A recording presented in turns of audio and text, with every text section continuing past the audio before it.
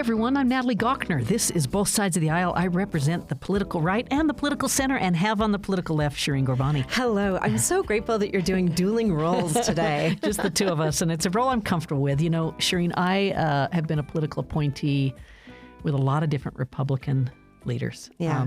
Started with Dan Marriott in the U.S. House of Representatives. I was just an intern there, but he was Republican. And then I was with Bangerter and Leavitt and Walker and George W. Bush. So some different ideologies there, but not wildly. Yeah. They're pretty consistent. Well, and what I would say to people who think about, political ideologies in this state is our governors are very much moderates, centrists, productive middle, as I always will say.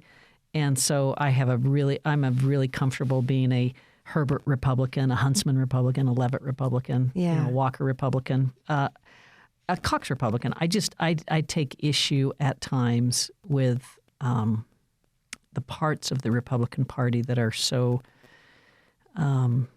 ideological and not as pragmatic. Yeah, So, I can understand that.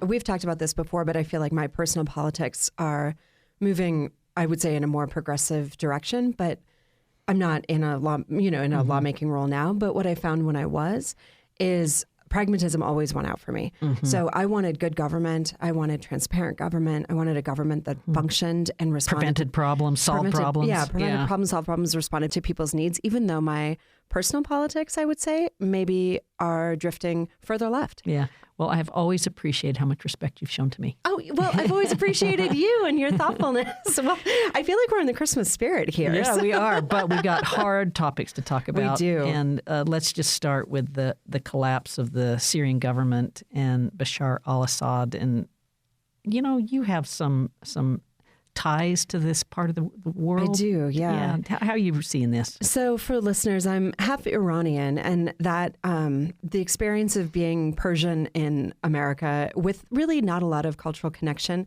has made me always interested in this part of the world, but it's not a place where I have deep, deep cultural knowledge. But I'll just offer this, that the Assad regime for decades has terrorized and disappeared, murdered many, many, many thousands and thousands of people. I mean, they think there might be mass graves in excess of 100,000 humans. Yes. Yeah. And so to see this government come to a collapse as quickly as it did, given the stronghold, the strangulation of power that they really had, is incredible. And I've been listening to a number of journalists that are there talking about just the extreme surprise that people have with the ability to move freely.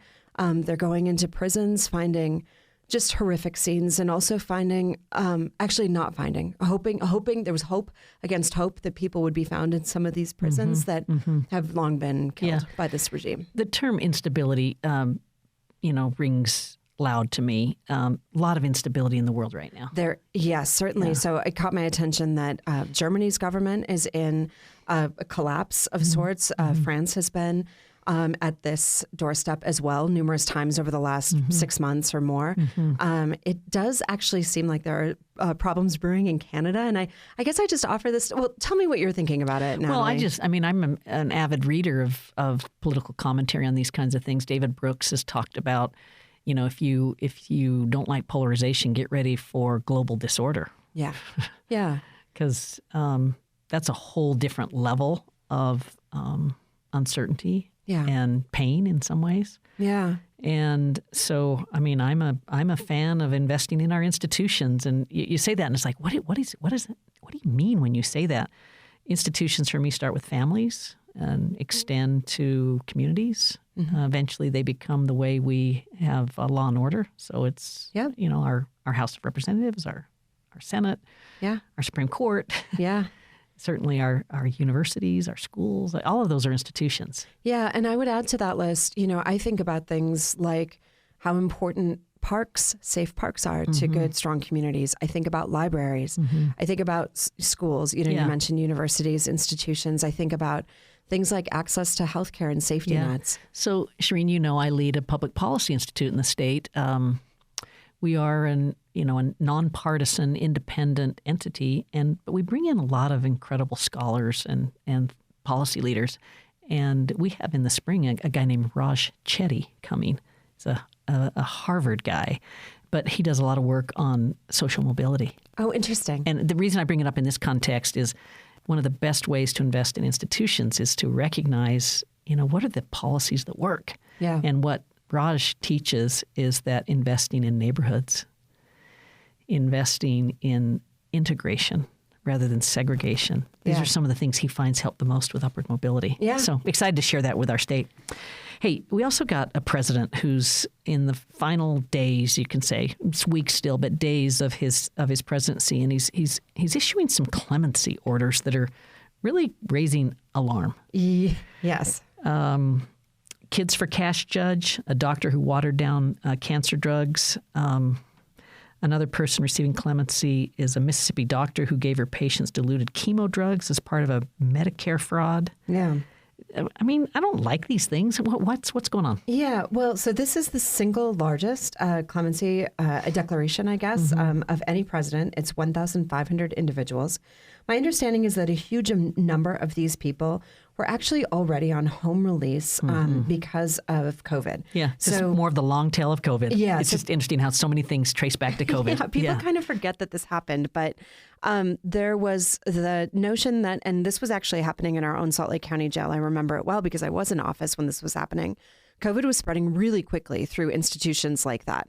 So in our jails, we knew that there was a need to, if possible, move people out who were unlikely to be violent offenders. So that was a prioritization that was made during COVID. And most of these individuals, my understanding is, are folks that fell into that category and have actually been home during that period. So I guess these are not things that I like. I don't like, that people may feel that they did not serve their time or pay their debt to society. Of course, we have an incoming president who has also not paid his debt to society. But that aside, there is a huge question, I think, about the way in which and the extent to which we incarcerate in this country. And is really jail, prison, is that where these people should be? I think is a deeper question that we have to struggle with. Well, we also have a president-elect who just got $15 million from ABC as they've settled a dispute, a defamation suit. This has been widely criticized, Shireen, because people thought that ABC capitulated. Yeah. This was a winnable case. It involved George Stephanopoulos, who on air, I guess, said that the former president was liable for rape. Right. And in fact, it was sexual assault, right? So there's a difference between those. However, much of the commentary that I've been reading about this said that ABC likely could have fought this. The way that people understand sexual assault or rape in our public are often collapsible. So is it libel to say that? It's incorrect. But my understanding is that the upper administration at Disney is the one who said, we do not want to get into fights with this administration. Now the Trump administration is going after the Iowa Register about having released a poll that said that Kamala Harris was potentially gaining or in the lead there. So I think that people should be... So interesting. Is it interesting? I think it's terrifying. I think people should be paying close attention to the fact that media is not going to hold this administration accountable. They are making it difficult for the media to do that. So you will not hear the complete story because people are afraid. This notion of interesting versus terrifying, I get your point. I will say that I try and put myself in the back rooms of Disney and whatnot as some of these things are going down and what the conversations are, what the risk assessment is. Yeah. And I just find it fascinating what's going into the calculus of these decisions. Yeah. I understand, though, that it's terrifying, too. I get that. What about these tech billionaires donating to the inaugural fund? This is Amazon's Jeff Bezos, Facebook's Mark Zuckerberg, OpenAI's Sam Altman. This doesn't surprise me. We have a lot of money in politics. We have a lot of money in politics and in ways that we've never experienced before. This government is for sale. The Trump administration, I think, sort of acted like they were going to be more discerning when it came to business deals and partnerships in the first administration. That's out the door now. I think especially if you start to erode trust in institutions or put loyalists in institutions that would otherwise hold a president accountable, which is what we're seeing, that we will see more and more of this. What's your take on it? Not surprised and... Yeah, not surprised. And I wish we'd have campaign finance reform. I realize it's a different issue, but I think there's too much money in politics. Yeah, I agree with you. Yeah. Okay, well, I don't think we'll have much much disagreement on this either, but I was in New York City last week, and I'm headed into town from JFK Airport on the Long Island Railroad, and I'm looking around the train, and I kept seeing people that looked to me like Luigi Mangione. Yeah. This was on Monday, right before he was arrested. And I just wanted to share that because, I mean, that's terrible. Why am I doing that? Except that it was fearful to be in a city that had that blatant of crime. And now it looks like, they have charged this Luigi with murder, but it's a different kind of murder. It's murder as an act of terrorism. Yeah. And I felt a little bit of that terror is what I'm trying to say, is just being proximate to it. Yeah. Yes. So this story is horrific. Mm-hmm. The response that it has elicited is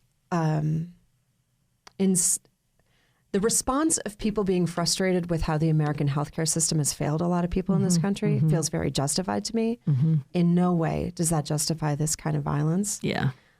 I don't know if you saw this, but the governor of New York said they were going to create a hotline for CEOs who are feeling threatened. That, to me, is where we have gotten into a level of response that feels out of step with how much violence we're willing to accept in other areas of our lives. Yeah, that's interesting. Every fall when I send my kid back to school, I feel terrified. I learned while I was in New York that at Washington Park, they had like a sit-in of people that dressed like the now charged suspect. They have these look-alike contests. Yes, and I thought that was off pitch as well. I mean, I don't like making heroes out of people that murder people in cold blood. Yeah, I agree. Okay, well, let's take a break, and then we'll try and find some more tension in our discussion as we go into the local news. Natalie Gochner with Shireen Gorbani. Stay tuned. You're listening to Both Sides of the Aisle on Utah Public Radio. We love to hear from listeners like you. If you would like to send us a comment, email bsotapodcast@gmail.com. That's bsotapodcast@gmail.com. Thanks for listening. Shireen Gorbani on the left. Natalie Gochner on the right. And you're listening to Both Sides of the Aisle today. I think heading into the holidays, it's just hard to get everyone in the studio together. So we appreciate you listeners hanging with us as it's just the two of us today. But let's shift to local news. What are some of the things that are standing out to you, Natalie? Well, I took great interest in Governor Cox releasing his budget. And I used to work in the budget office and I was very familiar with it. I have a copy of it up on my desk, interestingly. Yeah. Not most people don't get a copy of the governor's budget, but I like it so much that I get a printed copy of it. Do I have to ask for that? Oh, yeah. They don't really print them anymore. It's sort of a limited edition, if you will. Yeah. But there were some things that were kind of interesting. I think that what was most interesting was his decision to exempt, state tax from Social Security from state taxes. Yeah. So this is something that now past Senator Karen Maine worked on for a number of years, and I would love to see this go through. So we are not every state, but it's not. I don't think it's quite half and half. I should know this, but not every state charges income tax on Social Security. Yeah, we do. Yeah, it's very few. It's a handful. I would say it's like 6. Okay, I was going to say this. I think we're an anomaly in this case. Yeah. Many ways in which Utah is an anomaly, but this is one of them. And I think. When we were talking earlier about kind of instability, the experience that people are having, I think all of the frustrations we've talked over the year about inflation and on and on, we know that hits seniors particularly hard. Folks that are on a limited income or a fixed income, those extra dollars, whether it's an extra, I think we're saying about $1,000 a piece to these about 150,000 Utahns can really make a huge difference for individuals. I would say also things that the Biden administration did, like put caps on Medicare spending, the drug pricing work that's been done as well. But these kinds of dollars can go a long way for older Utahns who, it's hard to age in this country. So I think this is good policy. Do you think this is good policy? Yep, I think the governor did the right thing here, and we've done this before, Shireen. But Sophia DeCaro is the state budget director, leads the governor's office of planning and budget. A terrific leader, former legislator representing parts of West Valley City. So it has worked with the Sinosure Group. Anyway, she's a star. She is in state government, and it's really neat to see someone like Sophia in charge of a $31 billion plus budget. Yeah, incredibly thoughtful. I think a leader who's open to new ideas. Yeah, and the only issue I took with the governor's budget it was just a public commentary, and it might, maybe you blame the media a little bit for this, but there was a headline that basically said that higher ed has lost its way.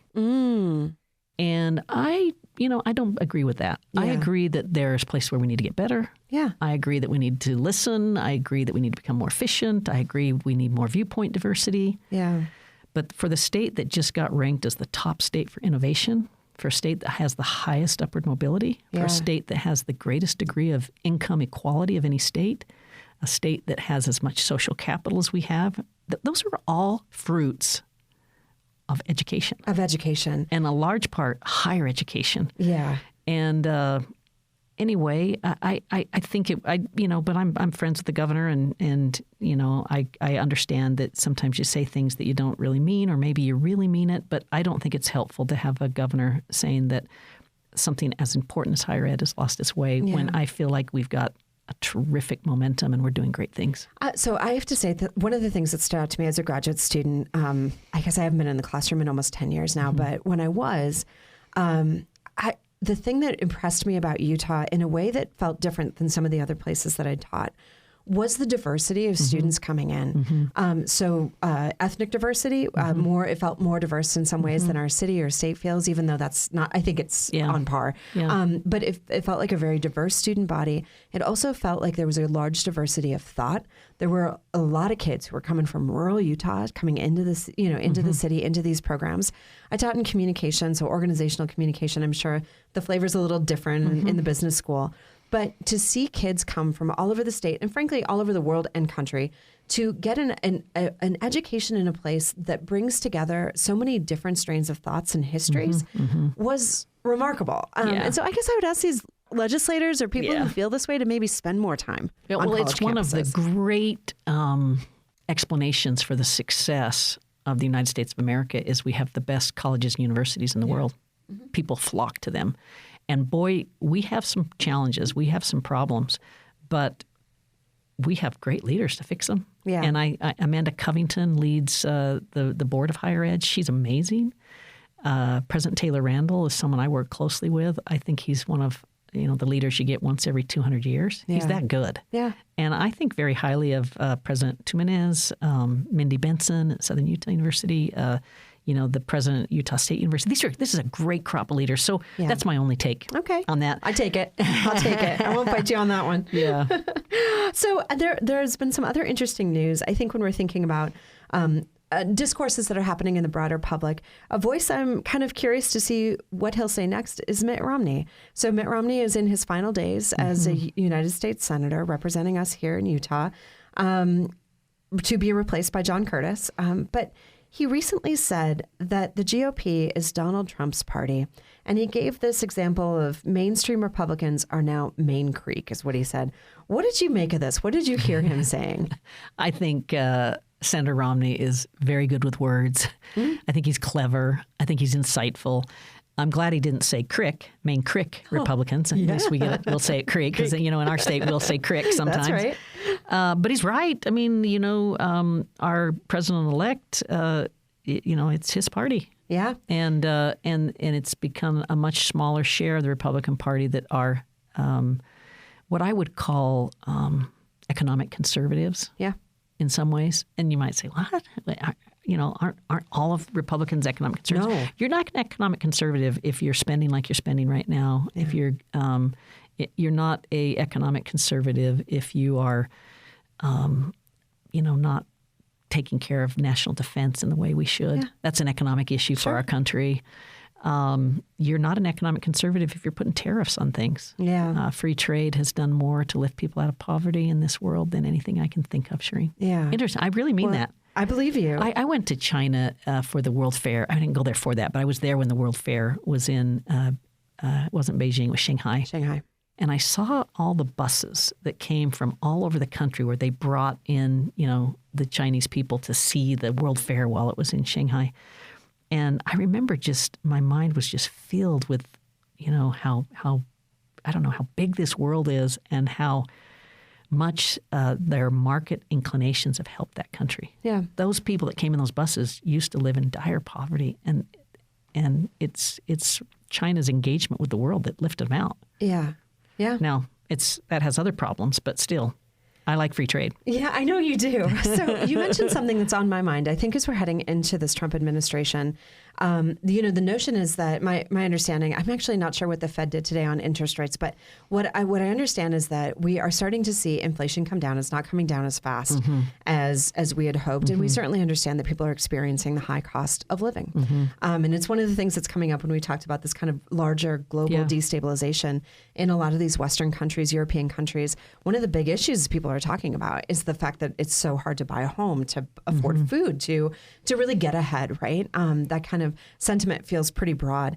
But one of the things that I'm really worried about, is this notion that we've now elected a president who wants to impose tariffs, who is antitrust, right? Like, so does not, believes that it's okay for monopolies and like these kind of large conglomerations to come together, which ultimately I think impacts free trade.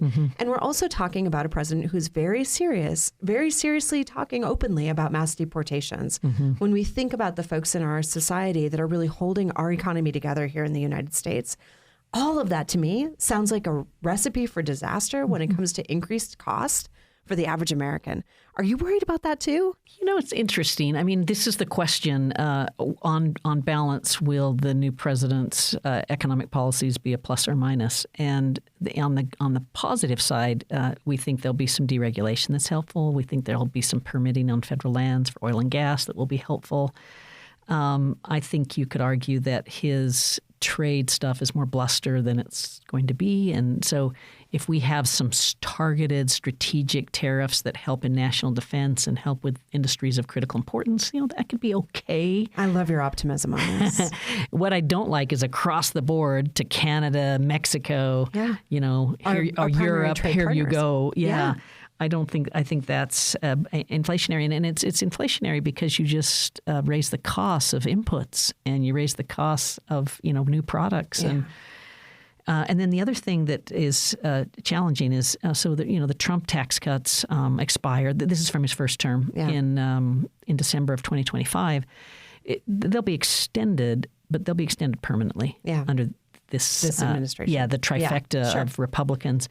And that's okay if they are responsible on expenditures. But if they do deficit financed tax cuts, wow. Yeah, bad news. I mean, I don't like it. It's very stimulatory in the short term, but it's very harmful in the long term. I don't like it because it's tax cuts for billionaires. So again, we agree, but maybe different language on that. So we are coming up here on the end of the year. Do you reflect back on favorite movies, books, music? Is there anything that you read that really stood out to you this year that you would recommend to our listeners? It's been a rich year for reading for me. I don't know why, but a lot of great books. Top of list for me would be Age of Revolution, Fareed Zakaria. And then The Anxious Generation, Jonathan Haidt. I was on a call with him last week. Now, to be honest, there were about 5 others on the call. Yeah. But it was sort of like, wow. Exciting. I'm on a call with Jonathan Haidt. Anxious Generation is the Gen Z point on anxiety and what our smartphones are doing to us. And Age of Revolution is Fareed basically making the case that we're in a cultural realignment right now. Yeah. Well, that feels upheaval. right. An upheaval. So I read a lot of fiction. Do you really? Yeah, I do. I can't remember the last piece of fiction I read. So I made my list, and I have 3 fiction, 3 nonfiction. So the books that I enjoyed that were fiction, one was called Headshot by Rita Bullwinkle. That was about female boxers. It was really great. All Fours by Miranda July. I've long enjoyed Miranda July's writing. This is, I think, not for everybody. I would say it's a little kinky, a little strange. But a woman kind of around my age, a little older, so into her later 40s, and sets out on this cross-country trip and gets about an hour from home and has quite an adventure there. And then Martyr, a novel, which is, and I'll say one of the things I loved about both of these books, Martyr and All Fours, is there were characters named Shireen in them. Oh, wow. I know, it's very unusual. But I would say the others that stood out for me, Jessica Valenti has long written, actually writes a daily newsletter on abortion and reproductive health, and wrote a book called Abortion, Our Bodies, Their Lives, and the Truths We Use to Win. This was really moving for me, especially thinking about the way, I think often the misconceptions and misunderstandings that people have around the topic of abortion. I read The Message, Ta-Nehisi Coates' book, which got a lot of attention for the portion on Gaza. I actually found the part on book banning more personally. I thought they were both strong, but more personally compelling. If you're wondering how we got here on book banning, I think that was a really important read. And then I read Hanif Abdurraqib's There's Always This Year, which was about basketball, but I loved it anyway. So I had a number of kind of diverse things. So this is some of our biggest differences is what we read over the past year. Yes.